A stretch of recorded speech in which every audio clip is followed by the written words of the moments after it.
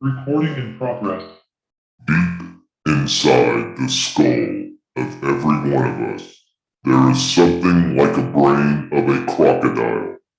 Surrounding the R complex is the limbic system, or mammalian brain, which evolved tens of millions of years ago in ancestors who were mammal, but not yet primates. It is a major source of our moods and emotions, of our concern and care for the young, and finally, on the outside living in an uneasy truth with the more primitive brains beneath is the cerebral cortex. Civilization is a product of the cerebral cortex. All right, ladies and gentlemen, thank you for putting up with that bit of dramatic, thematic, and climactic. All right, that didn't quite work out, but anyway, that was a little bit of a quote from Carl Sagan in reference to reptilian portions of our brain complex. I'm looking at an article here that's talking about reptilian brain traits in humans. Are you behaving like a reptile?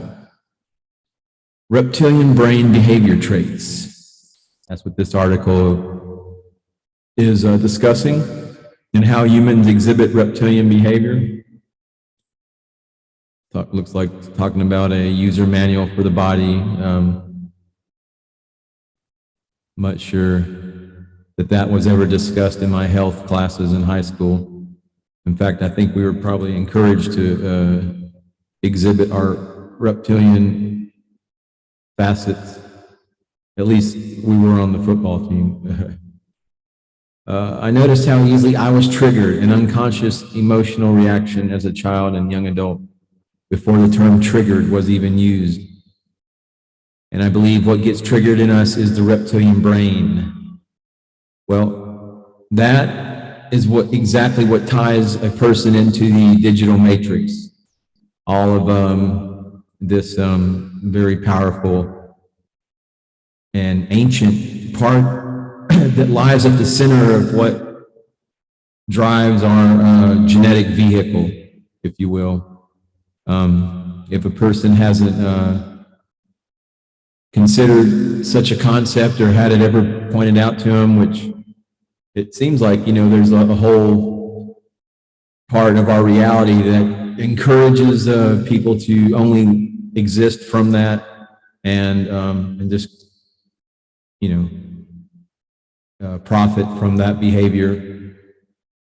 At least they would seem that would be the case in the digital matrix, but this is more discussion on reptilian brain. Plays an important role in aggressive behavior, territorial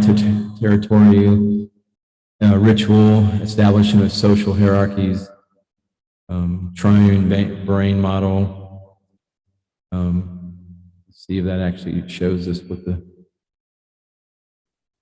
Well, this is kind of more for a book, but if we were to see a model of the brain in its component parts, it's quite complex. There's a lot to it. Here's the three major brain structures developed sequentially from oldest basal ganglia is found at the center of the human brain, the reptilian brain.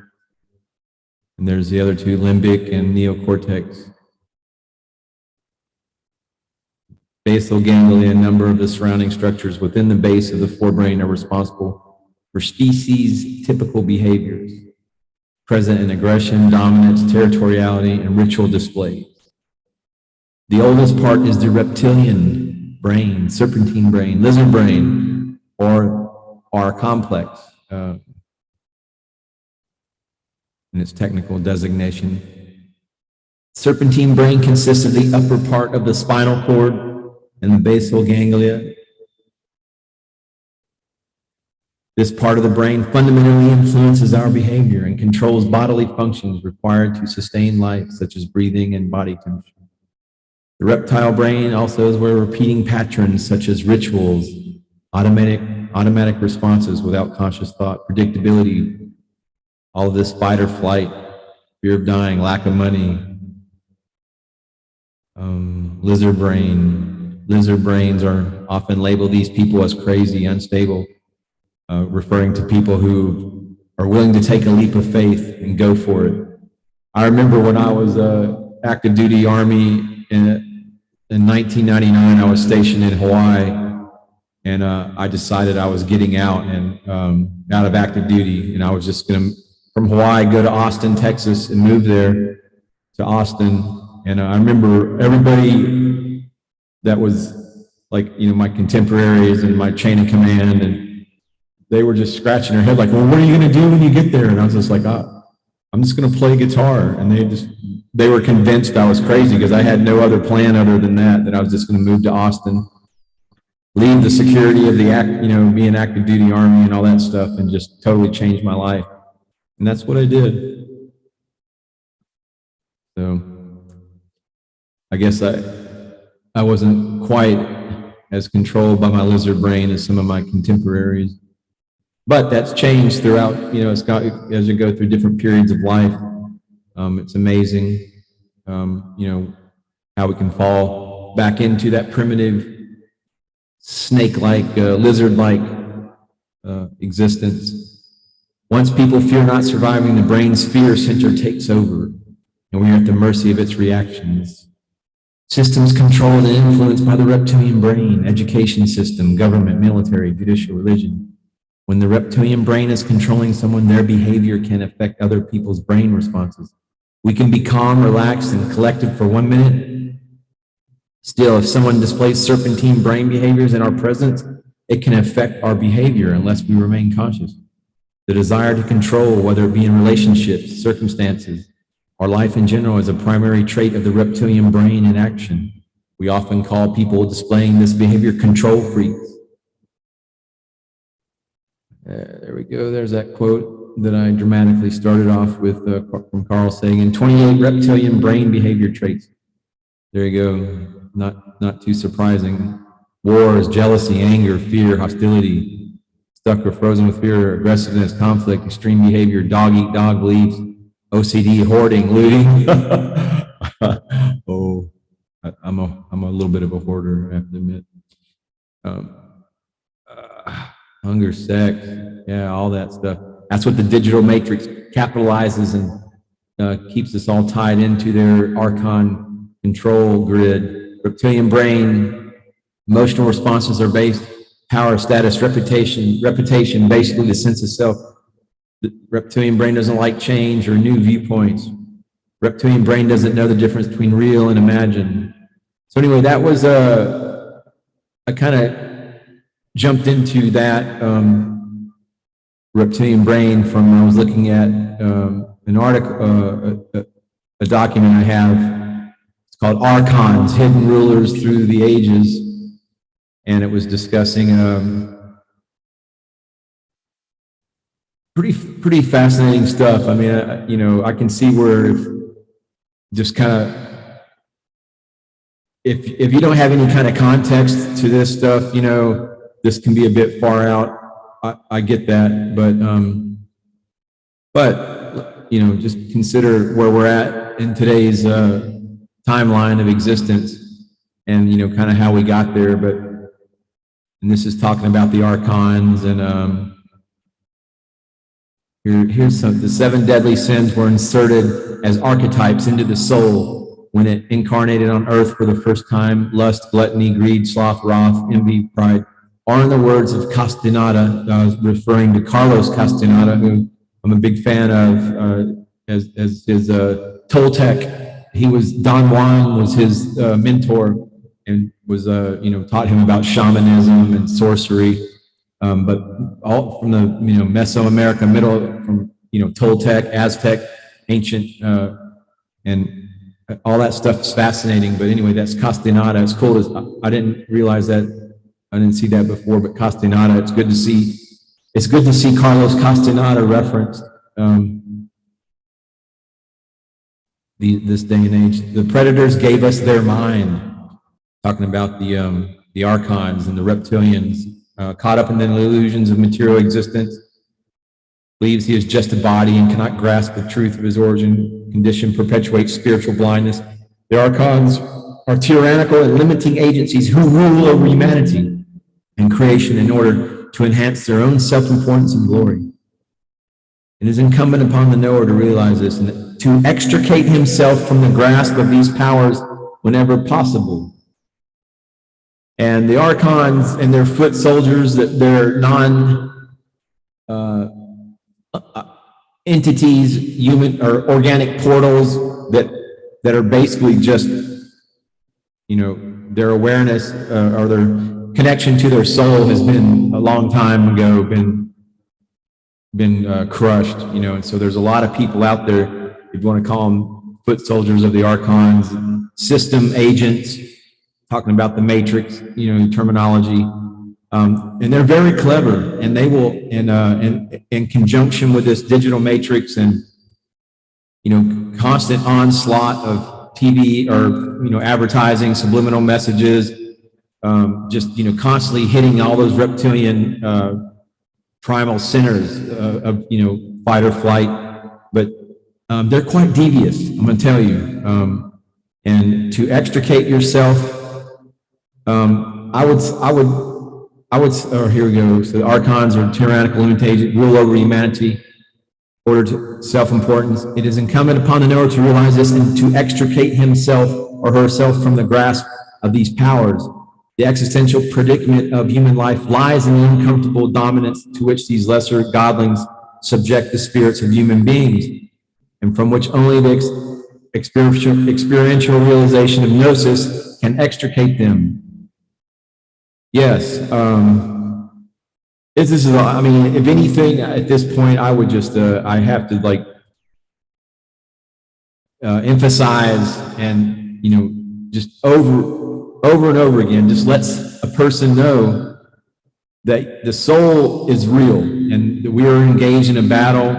And if you're not careful, you can lose touch with your soul. You can lose your humanity. You can just be, a slave.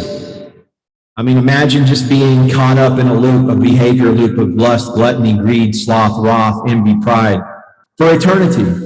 That's essentially what the satanic model, reptilian mode, I mean, that's it. That's all they have.